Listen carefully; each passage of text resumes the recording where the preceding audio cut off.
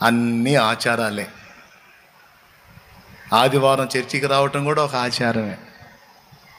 ఈ రోజుల్లో కొంతమందికి అది కూడా బరువైపోయింది. అది కూడా బరువయ్యి ఇళ్లల్లో కూర్చొని లైవ్లు మాత్రం చూసి తృప్తి చెందుతున్నారు.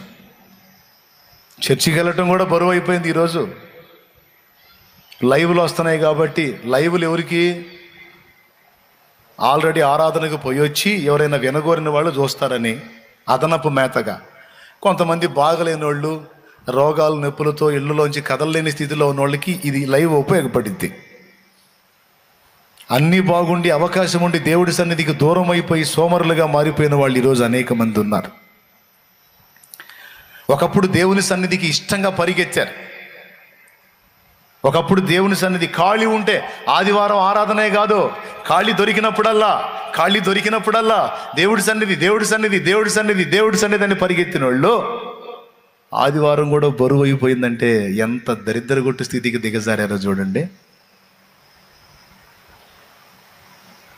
మిమ్మల్ని గురించి అంటలేదండి, దేవుడి దేవల్ల మీరు అందరూ వచ్చారు. దేవుడు నాకు ఇచ్చిన బిడ్డలు సోమరులు కాదులే, వాళ్ళు వస్తారు, దేవుడి సన్నిధికి పరిగెత్తుకుంటూ వస్తారు. కానీ ఈ సందేశాన్ని వింటారు, వేలాది మంది వింటారు, లక్షలాది మంది వింటారు. అందుకని చెప్తున్నాను నేను, భక్తి భారం అయిపోయింది. ఈరోజు క్రియలు మారిపోయినాయి.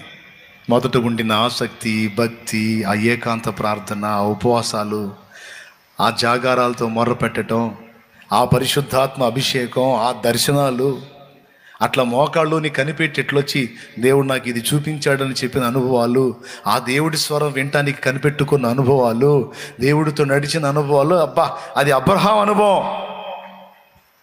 కానీ ఇప్పుడు అది లోతు అనుభవం కింద దిగజారిపోయింది. ప్రియులారా, ఇది ఎంతమందికి నచ్చిద్దో నచ్చదో నాకు తెలియదు. పచ్చిగా చెప్తున్నాను, అందరూ సరిదిద్దుకోవాల్సినటువంటి సమయంలోకి వచ్చాం. మనం ఎవరికి వాళ్ళని పరీక్ష చేసుకోవాల్సిన సమయంలోకి వచ్చాం.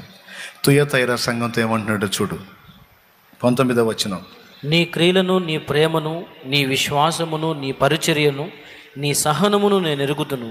నీ మొదటి క్రియల కన్నా నీ కడపటి క్రియలు మరి ఎక్కువైనవని ఎరుగుతును. అదుగో, మొదటి క్రియల కన్నా కడపటి క్రియలు ఎక్కువ కావాలి కానీ తక్కువ కాకూడదు. తక్కువైతే ఆయన అంటున్నాడు, ఏ స్థితిలో నుండి పడితివో ఆ స్థితిలోనికి నువ్వు మళ్ళా చేరాలి. ఆ మొదటి క్రియలు నీలోనికి రావాలి.